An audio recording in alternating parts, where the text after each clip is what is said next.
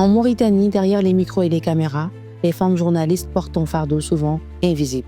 Entre discrimination, pression et harcèlement sexuel, beaucoup choisissent le silence par peur des représailles. Pourtant, certaines trouvent le courage de témoigner pour briser un tabou profondément ancré dans les rédactions. Voici leurs voix, leurs histoires et leurs combats pour exercer le journalisme dans la dignité. On est confronté à des supérieurs hiérarchiques ou à un simple collègue qui veut avoir avec nous une relation qui va au-delà du travail. Vous savez, même le silence est une réponse. Un message non répondu, un appel en absence, des appels à répétition sans réponse. La personne, elle est dotée de raison, elle doit savoir que la dame que j'appelle, elle ne veut pas forcément être en contact avec moi. Donc, pourquoi insister? Personnellement, ça impacte sur mon humeur. Parce que c'est des situations face auxquelles je n'aime pas être retrouvée, parce que ça me met mal à l'aise. À côté de ça aussi, il faut dire que nous n'avons pas que des brebis galeuses dans le troupeau. Nous avons des frères, des hommes avec qui nous partageons le travail et qui sont de vrais alliés. Parfois, tu sais, les gens qui s'adonnent à ce genre d'action, c'est ce qu'on appelle les prédateurs. Et les prédateurs, ils cherchent leur proie en fonction, bien sûr, des facilités qu'ils peuvent voir, parce que c'est des gens qui ne veulent pas être exposés.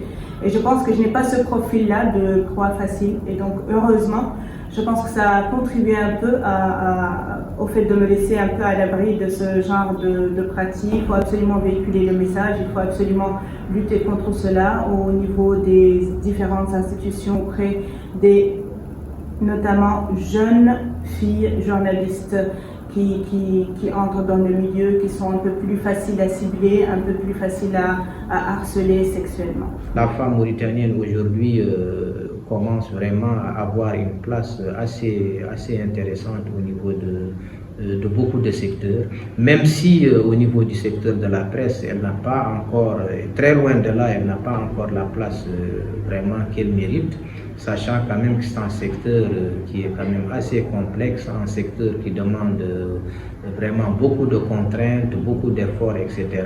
Et il y a également des mentalités, des stéréotypes qui sont toujours là, que les femmes généralement sont reléguées au second plan. On leur confie des rôles qui ne sont pas vraiment des rôles majeurs. Il n'y a pas le même salaire, il n'y a pas les mêmes horaires de travail, il n'y a pas la même responsabilité. On ne traite pas les femmes et les hommes sur les mêmes pieds d'égalité du tout dans le milieu journalistique en Mauritanie. Si jamais vous êtes harcelé, si vous sentez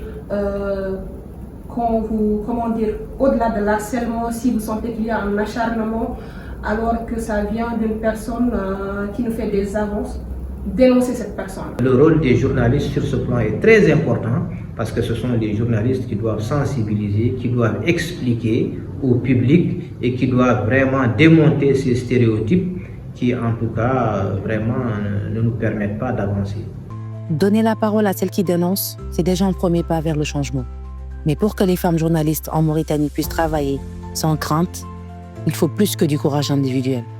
Il faut des lois claires, des rédactions responsables et une société prête à écouter.